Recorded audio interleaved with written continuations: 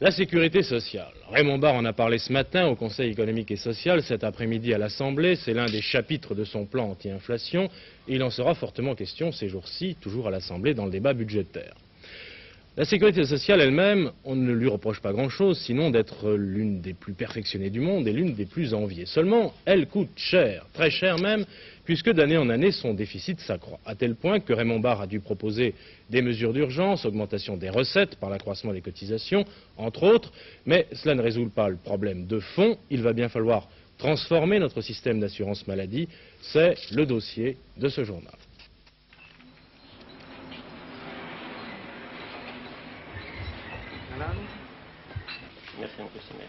Cette visite au pharmacien est devenue familière. Chaque Français achète 30 médicaments chaque année.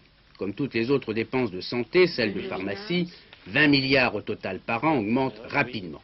Elles ont doublé en 5 ans. Mais elles ne représentent qu'une partie de ce monstre financier qu'est la sécurité sociale. Pour les seuls salariés, 186 milliards et demi de dépenses cette année, plus de la moitié du budget de la nation. Aujourd'hui, les dépenses excèdent les recettes. Pour combler le déficit, qui aurait dépassé 13 milliards l'an prochain, le gouvernement vient de prendre une série de mesures. Augmentation des cotisations, par exemple. Mais une question se pose, les Français consomment-ils trop de médicaments? Chaque Français dépense en moyenne 350 francs par personne et par an. C'est beaucoup plus qu'à l'étranger? Bien, ça dépend des pays. Justement, nous venons de faire des études de comparaison internationale. Récemment, nous avons terminé une étude avec les États-Unis. En quantité, effectivement, les Français consomment plus que les Américains. Mais en dépenses, les Français ont des dépenses assez voisines des Américains, des Allemands, en raison des différences de prix des médicaments. Les prix sont supérieurs aux États-Unis et en Allemagne. Le problème de la santé est beaucoup plus vaste. Au total, la sécurité sociale a en charge 4 types de dépenses. D'abord, il y a les accidents du travail, 11,4 milliards. Puis les prestations familiales, 39,19 milliards. Les retraites, 42,7 milliards. Et enfin, l'assurance maladie, 68,5 milliards. C'est ce dernier poste qui crée le plus de problèmes.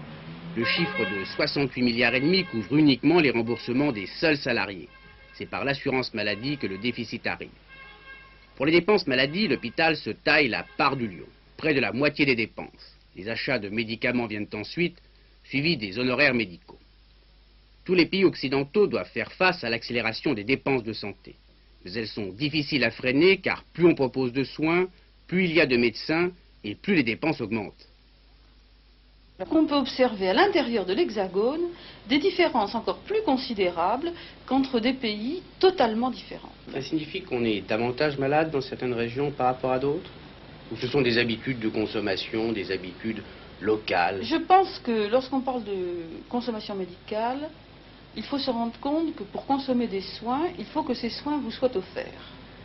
Qu'il y ait une densité médicale importante, qu'il y ait des lits d'hôpitaux. Je ne parle pas de la pharmacie, puisque naturellement, il est possible de se procurer des produits pharmaceutiques dans tous les points du territoire. Eh bien, il y a actuellement en France un écart de 1 à 6, suivant les densités médicales au niveau des départements. Plus il y a de médecins, plus il y a de malades. Absolument. Il y a plus de malades soignés. Je ne dirais pas qu'il y a plus de malades. Mais pour bien juger des dépenses maladie, il faudrait connaître les économies qu'elles entraînent. La vie d'un homme n'a pas de prix. Et on ne sait pas avec précision le lien qui existe entre l'augmentation des soins et une baisse de la mortalité. Une chose est certaine, la consommation médicale a triplé en 10 ans. On ne peut pas continuer à ce rythme. Le gouvernement prépare une réforme de la sécurité sociale pour le mois de mai prochain.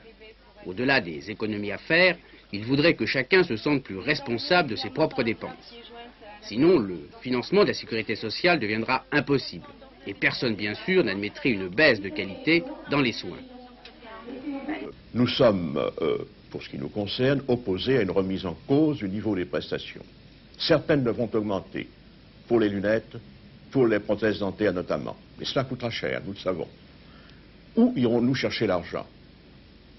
Des cotisations supplémentaires.